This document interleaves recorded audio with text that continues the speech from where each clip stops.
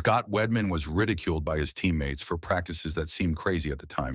But this NBA veteran, now approaching 75, was actually decades ahead of the curve in understanding what it takes to be a professional athlete.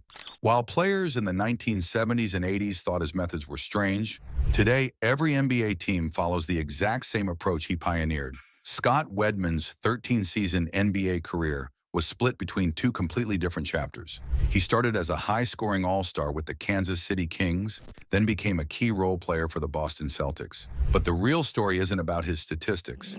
It's about how his commitment to athlete wellness changed professional sports forever. Born in Harper, Kansas, Wedman played at the University of Colorado before becoming the sixth overall pick in the 1974 NBA draft by the Kansas City Kings. He quickly proved himself as a consistent and valuable player. He was named to the NBA All-Rookie First Team in 1975 and became a two-time NBA All-Star in 1976 and 1980. He also made the 1980 NBA All-Defensive Second Team, showing his skills on both ends of the court. During his time in Kansas City, Wedman did something that shocked everyone around him. He spent extensive time in the weight room, earning him the nickname the Incredible Hulk. This might sound normal today, but in the 1970s and 80s, professional basketball had a strong bias against weight training. Most people in the sport believed that building muscle would make players muscle-bound and cause them to lose the flexibility and shooting touch needed for basketball.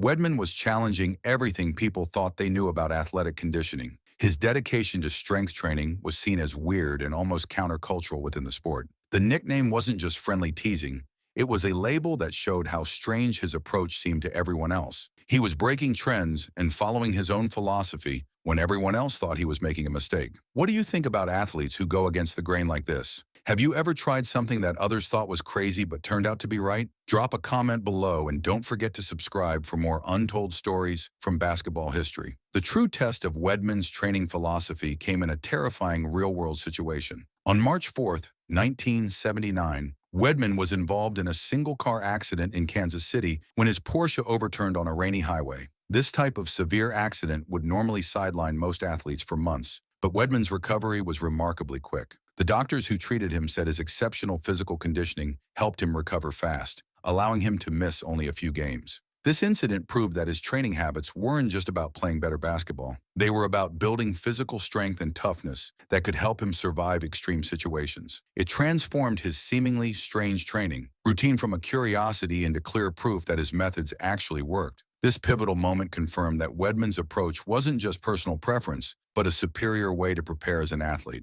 After a short time with the Cleveland Cavaliers, Wedman was traded to the Boston Celtics in January 1983. This move completely changed his role in basketball. He went from being a primary scoring option with the Kings to a reserve player on a team filled with future Hall of Famers like Larry Bird, Kevin McHale, and Robert Parrish. His job was to provide scoring and defensive support off the bench. Coach K.C. Jones praised his ability to adapt, calling him a vital piece of our team. The numbers show exactly how his role changed. With Kansas City, he averaged 16.5 points per game. With Boston, that dropped to 6.2 points per game. His rebounds went from 6.0 to 2.1 per game, and assists dropped from 2.3 to 0.6. But his three-point shooting actually improved, going from 32.3% to 35.5%. This shows he successfully adapted to become exactly what the Celtics needed. Wedman's unusual approach extended beyond just training. He was also a strict vegetarian during his playing career,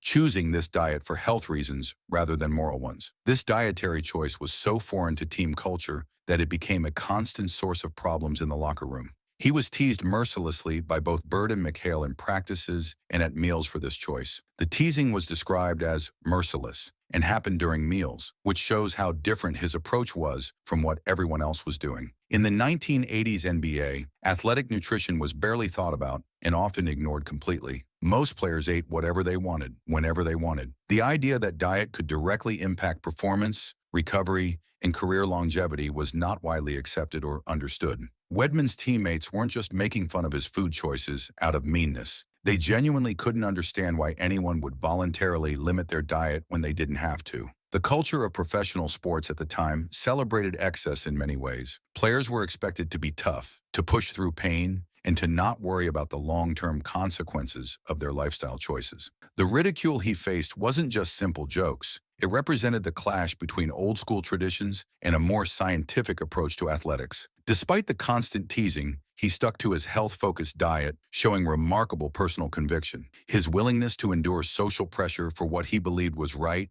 demonstrated the same mental toughness that made him successful on the court. This cultural clash serves as a historical marker. It highlights the resistance to ideas that would eventually become the standard in professional sports. While his teammates made fun of him, Wedman was actually laying the groundwork for how all professional athletes would eventually approach their careers. The peak moment of Wedman's disciplined career came during one of the most famous games in NBA Finals history. In Game 1 of the 1985 NBA Finals against the Los Angeles Lakers, a game later called the Memorial Day Massacre, Wedman delivered a performance that became part of Celtics legend. Coming off the bench, he scored 26 points and hit all 11 of his field goal attempts, including 4 three-pointers, in a dominant 148-114 victory. This legendary performance wasn't lucky. It was the ultimate proof that his professional preparation worked. His ability to step in and perform at the highest level came directly from his consistent readiness and disciplined approach to his craft. The Memorial Day Massacre showed that his character traits of patience, discipline, and unwavering dedication led to real success on basketball's biggest stage. The true legacy of Scott Wedman goes beyond his statistics or championship rings.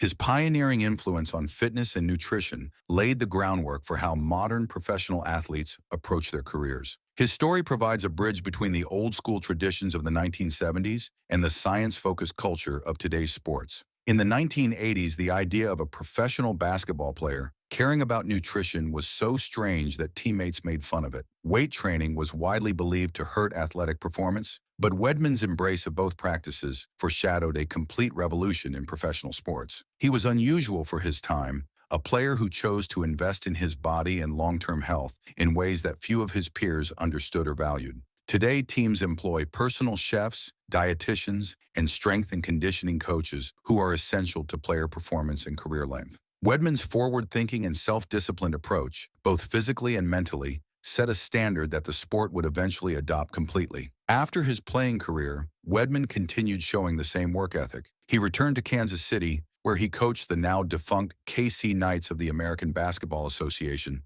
to the finals in 2003, and now owns a real estate business. His own words, "I never looked at it as work," show his lifelong dedication and passion for whatever he pursues, a passion based on the same principles of discipline that defined his groundbreaking athletic career. The influence of players like Wedman can be seen throughout modern basketball. Today's athletes understand that their bodies are their most important tools, and they invest heavily in maintaining them. The stigma around weight training has completely disappeared. Players now have personal trainers, nutritionists, and recovery specialists. What was once seen as unnecessary or even harmful is now considered essential for any serious professional athlete. Looking back at Wedman's career, it's clear that he understood something fundamental about athletic performance that most of his contemporaries missed. He realized that taking care of his body wasn't just about playing well in the present, but about being able to sustain excellence over time. His approach allowed him to have a long, successful career that included meaningful contributions to championship teams, even in his later years. Scott Wedman proved that being different doesn't mean being wrong. Sometimes the person everyone laughs at is actually the one who sees the future most clearly.